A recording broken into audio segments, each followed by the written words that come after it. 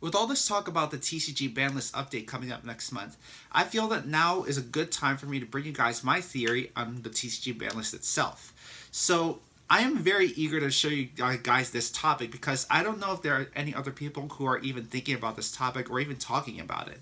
So, in this video today, I'm bringing you guys my theory on what OTS packs say about TCG banlists. But before we get to that, in case you guys haven't seen my previous video, I'm going to go ahead and announce it again in this video. I am now a TCG player affiliate.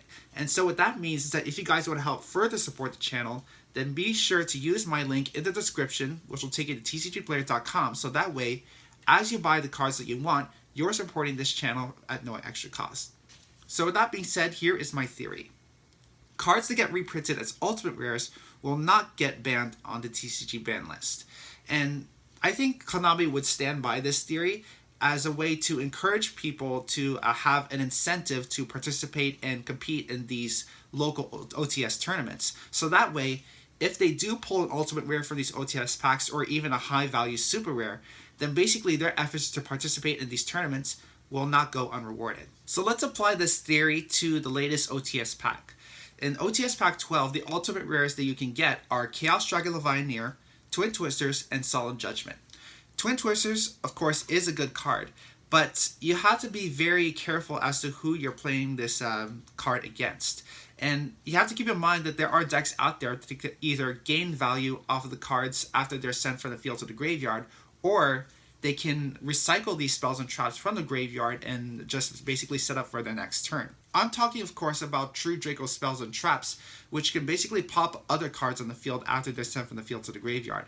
And as long as Sky Striker players have 3 or more spells in their graveyard, then they'll be able to gain additional advantages after they activate their Sky Striker spells. And of course, Salamon Great decks have these cards like Falco and Sunlight Wolf that can help recycle these Salamon Great spells and traps from the graveyard.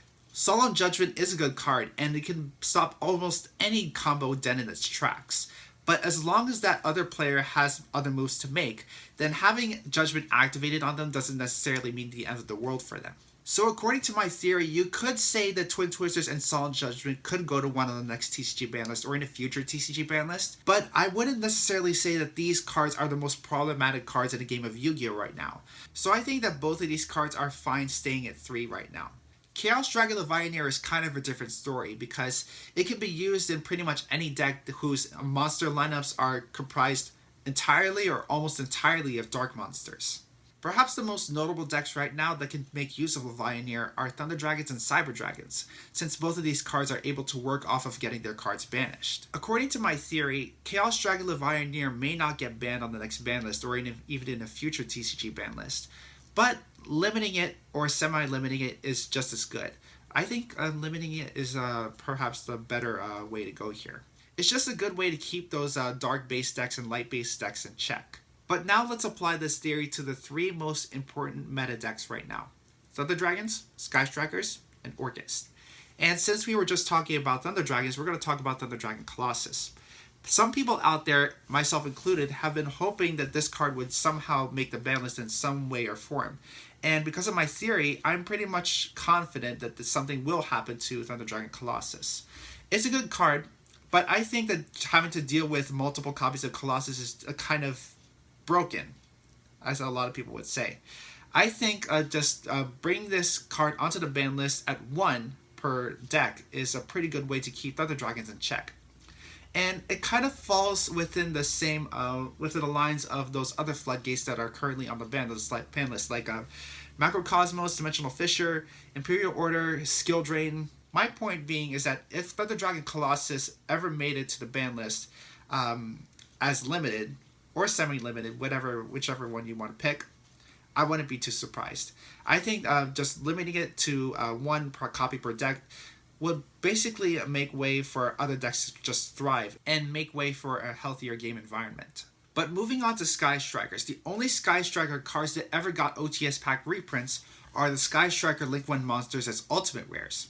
Kagari is currently limited to 1 copy per deck, so what is the next hit for Sky Strikers? Well, if I had to pick, then it would have to be Sky Striker Ace Shizuku.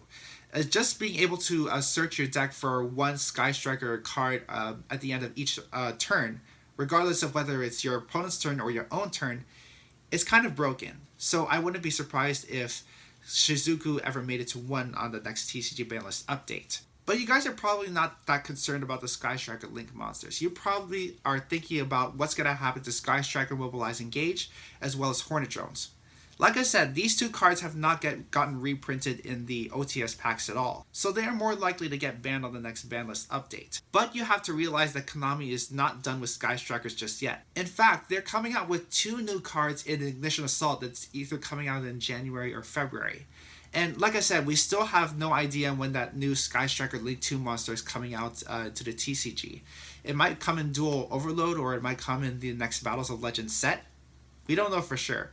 However, my point is that something might happen to Sky Strikers in order to ruin their consistency, but they're still pretty much playable. So, if you ask me, I think something's going to happen to Sky Striker Mobilize Engage.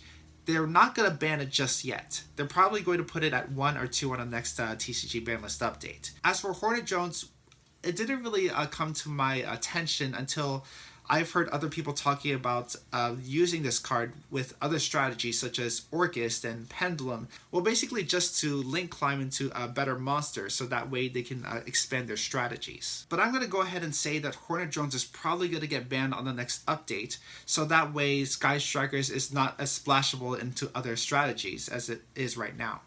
And last but not least, Orcust. The only 2 cards that got reprinted as Ultimate Rares in the OTS packs are Digirsu and Galatea. We just got the most recent OCG Banlist update, and Galatea is currently at 2 right now. But according to my theory, and if it were up to me, I think that in order to make the deck still playable, but just not as consistent as before, I think that the best thing to do is to just put Galatea at 1. And while we're at it, just so that people won't have to worry about maxing out on Dingirsu in their Orcas strategies, Dingirsu should just get limited to 1 as well. But what about the other Orcas cards? The other cards that got reprinted as super rares in the Orcas archetype in these OTS packs are Orcas Harp Horror, Sybil Skeleton, Orcas Nightmare, and Orchestrated Babel. In my opinion, I think it will be a good time to put each of these Orcas monsters to either 1 copy or 2 copies per deck. You guys can talk about that in the comments below. But I think the one card that a lot of people are concerned about is Orchestrated Babel. Being able to play on your opponent's turn and to either link climb or to disrupt your opponent during their turn is kind of good. And so I wouldn't be surprised if this card ever got banned. Just so that way the deck is still fair, it just won't be as oppressive as it is right now. So that's it for this video, everybody. What do you guys think about this theory that I have about OTS packs and the TCG ban list? Let me know down in the comments below, and also be sure to leave your suggestions down in the comments below for what other cards you would like to see get moved onto or off of the ban list. So that's it from here. Thank you all so much for watching. If you guys enjoyed this video and you want to help us support the channel, then be sure to hit that like button. And if you haven't so already, subscribe to the channel and ring the bell so you stay updated on my latest Yu-Gi-Oh videos. Also, like I said before, if you want to help further support the channel, then be sure to use my affiliate link in the description below. So that way, as you shop for the cards that you want on TCGblade.com, you're supporting the channel at no extra cost. This has been the Mage of Ancients. Thanks for tuning in, and I hope to see you guys again.